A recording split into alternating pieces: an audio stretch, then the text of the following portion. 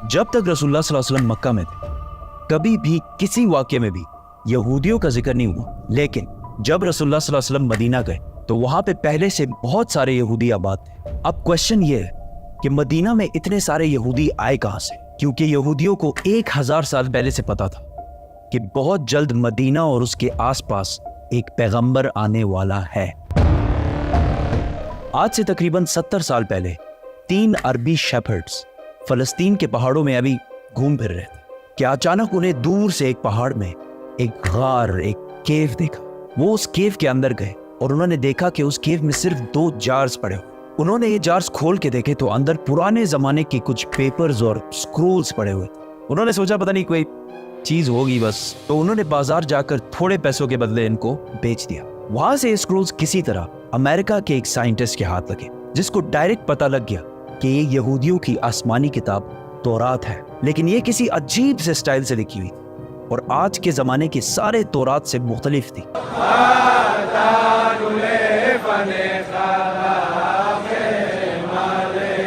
तो उस scientist John C Trevor ने इन पेपर्स को उस जमाने के सबसे पुराने तौरात जो 1800 साल पुराना था उससे कंपेयर किया, और इन दोनों तौरात का स्टाइल और अंदाज बिल्कुल एक जैसे था। जिस कागज पर यह तौरात लिखी हुई थी उस साइंटिस्ट ने उसकी कार्बन डेटिंग कराई कि ज्यादा से ज्यादा ये कितने पुराने जमाने के हो सकते। तो पता चला कि ये एटलीस्ट 2200 साल पुराना कागज है जिस पर यह तौरात लिखी हुई है।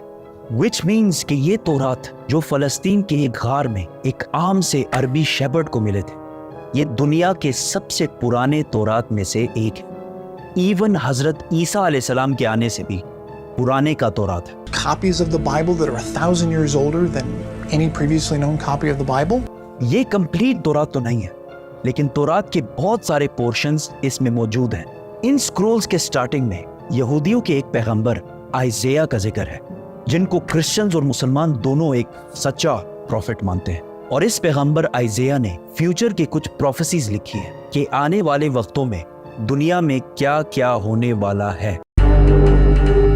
पहली प्रोफेसी ये थी कि बख्त नसर बेबीलोन का बहुत ताकतवर बादशाह जिसने हजारों साल पहले यहूदियों की बिल्कुल हिटलर की तरह तबाही फेर दी थी। इस तौरात की पहली प्रोफेसी ये है कि अभी तो बख्त नसर हमारे ऊपर बहुत जुल्म कर रहा है, लेकिन बहुत जल्द एक शख्स इसकी हुकूमत को तबाह बर्बाद कर दे और यहूदियों को उनके इलाके में वापस आबाद करेगा। ये प्रोफेसी इस तौरात से भी 300 साल पहले पूरी हो चुकी थी, साइरस द ग्रेट की शक्ल में, जो ईरान का एक बहुत ताकतवर बादशाह था जिसको आज बहुत सारे मॉडर्न इस्लामिक स्कॉलर्स जुल्करनैन भी समझते हैं। Actually, he was Cyrus. He was the king of Persia. ये भी एक बहुत इंटरेस्टिंग स्टोरी है, तो सब्सक्राइब। इस तौरात की दूसरी प्रोफेसी की वजह से यहूदी मदीना में आबाद थे। इस दुनिया के सबसे पुराने तौरात प्रोफेसी कुछ ऐसे है, देखो मेरा गुलाम जिसे मैं कायम रखता हूं, मैं अपनी रूह को इसमें डालूंगा और वो दुनिया में इंसाफ कायम करेगा, और जब तक वो जमीन पे इंसाफ कायम ना कर ले वो पीछे नहीं हटेगा और ना उसे कोई कुचल सकेगा, और मैं बुतों को अपनी तारीफ छीनने नहीं दूंगा। और जिन आबादियों में कैदार के लोग रहते हैं खुश हो जाएं। कैदार, कैदार, इसको याद रखें। सेला के लोग पहाड़ के ऊपर चढ़कर चीख चीख कर खुशी के नारे लगाएं। Let them give glory to their Lord. Now, let's break this down. सबसे पहले कहा गया है कि कैदार के लोग खुशियां मनाएं। तो अब ये कैदार कौन है और कहां है? कैदार इब्राहीम अलैहिस्सलाम के बेटे इस्माईल अलैहिस्सलाम के दूसरे बेटे का नाम, और इस कैदार के बच्चों ने अरब में एक बहुत बड़ी सल्तनत कायम की, और रसूलुल्लाह सल्लल्लाहु अलैहि वसल्लम भी इस्माईल अलैहिस्सलाम के इस बेटे कैदार की नस्ल में से। दूसरा जिक्र है बुतों का। उस जमाने में सबसे ज्यादा बुतों की इबादत अरब में की जाती थी। अब इससे यह तो क्लियर है कि पैगंबर अरब में आएगा। प्रॉफिट आइज़ाया ने तौरात में दूसरी प्रोफेसी ये की थी कि सेला के लोग पहाड़ पर चढ़कर जोर जोर से खुशी के नारे लगाएं। ये सेला लफ्ज SELA आज भी तौरात में इसी तरह लिखा जाता है। अब ये सेला अरब में किधर है? This is very interesting. मेरी बात ना माने, गूगल मैप्स तो सबके पास होता है। गूगल मैप्स पर लिखें सेला अरब اور سر سے دبائیں. آپ سیدھا اس پہاڑ کی لوکیشن پر پہنچیں گے. یہ پہاڑ آج بھی مدینہ میں ہے, اور صرف مدینہ میں ہی نہیں بلکہ مسجد نبوی کا سب سے نزدیک پہاڑ یہی سیلا پہاڑ ہے. مسجد نبوی سے یہ پہاڑ صرف 500 میٹر دور ہے, کلومیٹر بھی نہیں, میٹر. تو تورات میں سیلا کے لوگوں کو کہا گیا ہے کہ پہاڑ پر چڑھو اور خوشی کے نعرے لگاؤ, کیونکہ تمہارے پاس ایک ایسا شخص آنے والا ہے جو پوری دنیا میں انصاف قائم کرے.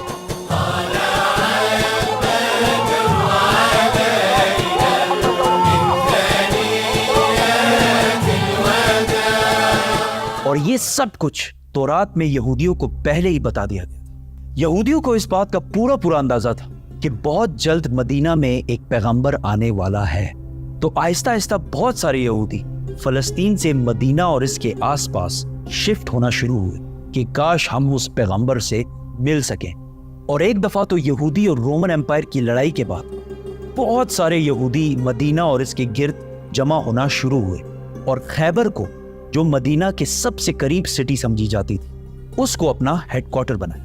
مدینہ کے عرب یہودیوں کے نالج اور ان کے بزنس کرنے کے طریقے سے بہت زیادہ امپریس تھے, جس طرح آج بھی پوری دنیا یہودیوں کے انٹیلیجنس اور بزنس کے طریقے سے بہت امپریس ہے. آہستہ آہستہ مدینہ میں یہودی بڑھنے لگے, اور مدینہ کے عربیوں اور یہودیوں کے درمیان لڑائیاں ہونا شروع ہوئی. اور ہمیشہ یہودی مدینہ کے عربیوں کو کہتے تھے کہ آج تو تم لوگوں نے جو کرنا ہے کر لو, لیکن جب ہمارا پیغمبر آئے گا تب ہم تم لوگوں کو نہیں چھوڑیں. مدینہ کے عربی ہمیشہ اس بات سے ڈرتے تھے کہ کہیں واقعی ان کا پروفٹ آ کے ہمیں ختم ہی نہ کر دے. مدینہ والوں کو جنریشنز اینڈ جنریشنز تک یہ بات بتائی جا رہی تھی, جس کی وجہ سے مدینہ والوں کو یقین ہو گیا تھا کہ بہت جلد ایک پیغمبر آنے والا ہے. اس سب کے درمیان اچانک ایک دن مکہ سے ایک آدمی مدینہ آیا جس کا نام تھا مصعب بن عمیر, اور انہوں نے مدینہ کے لوگوں کو اسلام کی دعوت دی اور بتایا کہ مکہ میں ایک عربی پیغمبر آیا ہے جس کی بات کوئی بھی مکہ میں نہیں مانا. یہ سن کر مدینہ والے حیران ہو گئے کہ ایک عربی بولنے والا پیغمبر, ہو سکتا ہے یہ وہی پیغمبر ہے جس سے یہودی ہمیں بار بار ڈراتے رہتے. تو مدینہ والوں نے ڈائریکٹ دنیا میں سب سے پہلے اسلام قبول کر لیا. یہودیوں کو جب اس بات کا پتہ چلا کہ ہمارا پیغمبر تو عربیوں میں آ گیا تو انہوں نے صاف ڈینائی کر دی کہ یہ وہ پیغمبر ہے ہی نہیں. لیکن پھر بھی کچھ یہودیوں نے اسلام قبول بھی کیا اور اسلام کے لیے جان بھی دی. اور تورات میں محمد صلی اللہ علیہ وسلم کے بارے میں جو پہلے سے کہا گیا تھا یہ بھی یہودی جو مسلمان ہو گئے تھے یہ بھی انہی یہودیوں نے ڈسکور کیا تھا. اسی لیے حضرت سلمان فارسی کو بھی ایک کرسچن پریسٹ نے مدینہ ہی بھیجا تھا کہ وہاں ایک پیغمبر آنے والا ہے. یہودیوں نے اس سب کو ڈینائی کر دیا کہ یہ وہ پیغمبر ہے ہی نہیں, اور صرف ان کو پیغمبر ماننے سے انکار نہیں کیا بلکہ رسول اللہ صلی اللہ علیہ وسلم کے خلاف ہر طرح کی سازش بھی کی. لیکن یہودیوں کی طاقت خیبر کی جنگ کے بعد پورے عرب میں ہمیشہ کے لیے ختم کر دی, اور وہ سارا مال جو یہودیوں نے ہنڈریڈز آف ایئرز میں جمع کیا تھا سارا مسلمانوں کو مل گیا. اور مکہ والوں کو بھی پتہ چل گیا کہ خیبر کے بعد اگلی باری مکہ والوں کی ہے.